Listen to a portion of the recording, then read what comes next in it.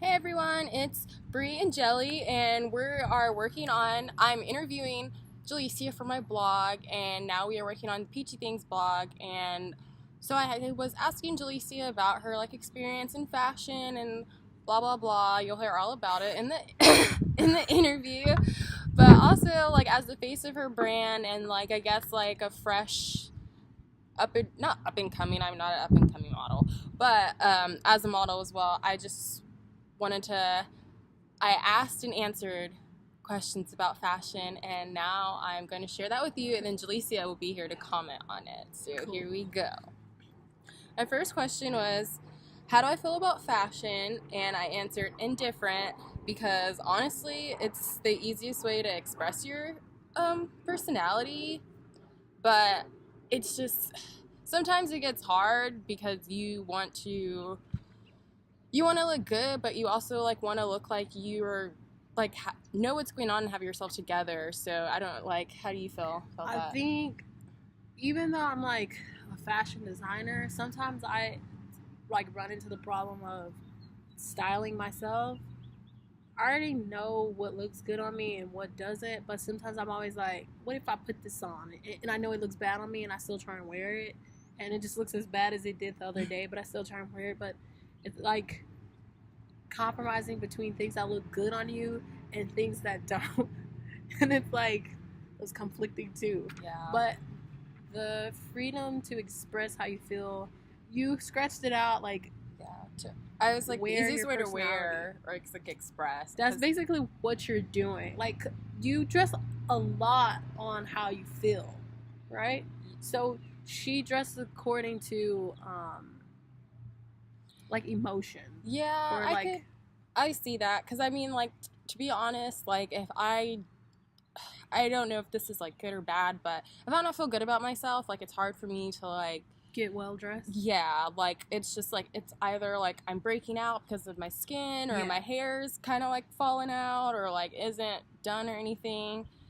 And usually, I mean, I don't know, I just end up not leaving my house, to be honest.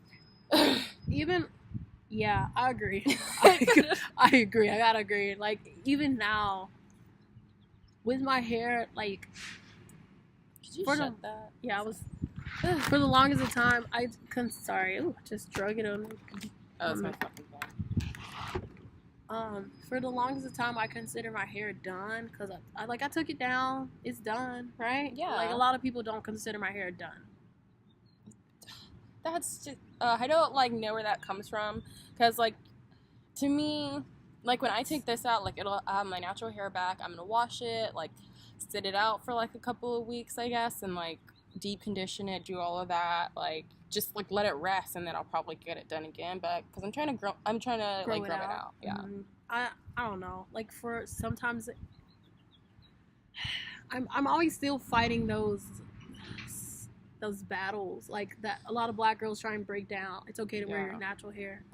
It's still recording, but it'll black out. It's okay to wear your natural hair and not feel bad about yourself. I'm done with relaxing. I'm done with chemical. I'm done with that. I'm not doing that anymore. So I really enjoy my natural hair. It feels more like me. But a lot of people still associate natural with unruly. If that makes any sense. Yeah. So when people, I already know the feels. I know how I get the stares. There's no comments, but I get the stares. They don't bother me until I notice it. And a lot of times I'm in my own zone. I'm not paying attention to what's going around me. And apparently a lot of stuff goes on when I'm not paying attention. Yeah. So I get those looks, I get those stares, I get those comments, or girls who have natural hair but they're mixed and they quote unquote have good hair. They're you need to get your hair done. I'm I want to cuss you out, first of all. But second of all, who are you to tell me that my hair is not good hair? Don't ever speak to me about my hair. Just be ever since I've gone natural, I'm very proud of how far my hair has come, just because having had so many troubles with it. And I'm 22 and I just went natural last year. I was 21, and it was it wasn't a hard decision because I wanted to do it, but I also had to get used to not changing my hair up every 3 months, because that's what I was doing. I was getting braids, getting weave, anything like that. And like after shaving my head and letting it grow like fresh, like that's the first time my hair has been like that since before like I started to get perms. So it's kind of still hard for me to like to actually like be used to it. Yeah, like I love it. I'm so proud of how far like we've both come, and like how like I'm still learning about it. Yeah, and that's the funnest part about it though. Yeah, I love it, but like that still like doesn't change the facts when I'm just like, ugh, like it's not the same, but like, and I hate that like I still have this like perception of like what people think of me, but like I just know like I don't feel like I'm in a safe place where people are accepting of my natural hair. And I think like what we talked about earlier with androgyny and sexuality, you're more on the edgy femme. Well, not even. I feel like sometimes you take a lot of risks that I feel like only you could do, but like you're still on the edgy femme side, but it has a masculine feel to it, if that makes any sense. So I guess you're like masculine, and because I like to wear oversized stuff a lot. Yeah, that's what I noticed. That's why I'm saying that play on the androgyny. When they see your hair, it's like, oh, girls are supposed to have long hair, which is probably why I get so many stares when my hair. This is it moisturized, but that it just compacts down. I don't look the same. So I think is that because you have to like, because when you have short hair, you always feel like you have to like counteract it with something like earrings. Yes, big hoops, and like you still like try to like bring that like feminine, and it's just like, and it's always still like for what, like because like I still like I cannot answer that question like why I do it, like what I'm trying to prove, because it's not like you're like I'm even messing with anyone in this town or like interested. It's just like that's just like what it is. Yeah, trying to make somebody else feel confident about the way you look. That's what it is. Yeah, it's just like how I counteract the look, but like it's almost feels like the unspoken rule. Okay, so I'll go into my second question. What have I noticed working with fashion-forward individuals? And my answer is the importance of valuing your work. We just got back from your school's fashion show, and to see what it's gonna bother me if it keeps going black. It's gonna record, so like don't freak out.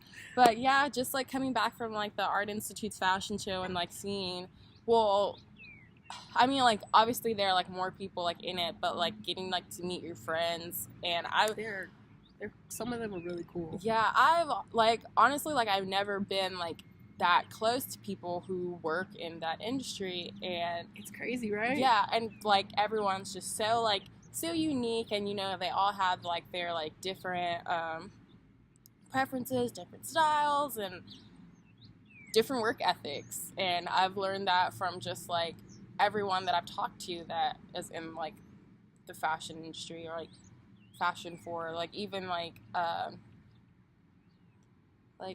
don't know, we can cut this out anyway, like you and Mel, like I don't like, it's two different dynamics, and I have like learned something from that, mostly just because like it's not like I get a lot of exposure to writers, and like even then it's just like they're like, oh, like, what do you write about? And it's just like, oh, like, this and that. But, like, I still, like, have not had that experience with other writers where we get to, like...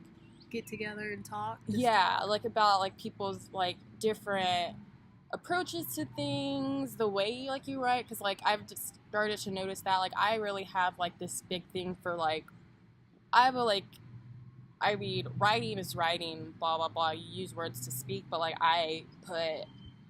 that's why I changed to like a worded lifestyle blog, because words really matter to me. How you put them together, like how they come across, like that's a story on itself. Like how you structure a sentence and like what it says, like can convey two different messages. So like I have started to put an emphasis on like words and like definitions, like how words have different definitions and like just different things that come from them. So like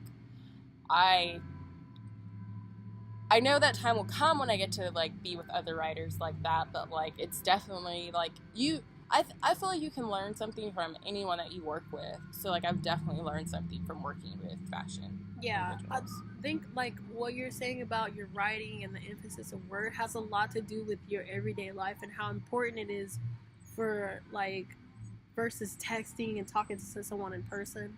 It's very different because, first of all, the emotion is there and you can see it. expression is there and the actual person is there, and you get more feeling of what the word is. And like, you get a different feeling of the word or words in general when you're talking to someone in person versus when you're talking to someone via text or even over the phone. It's a lot different. Like, there's an actual person there. You can see their face. You can see their emotion. Like, you can see how things make them feel differently. Honestly, I think that's why I get to so many, to me, like, when I'm texting someone, like, what I put in my words is, like, what I mean. Like, I don't think there's, like, if someone... Hold on, wait. I guess we can actually stop that.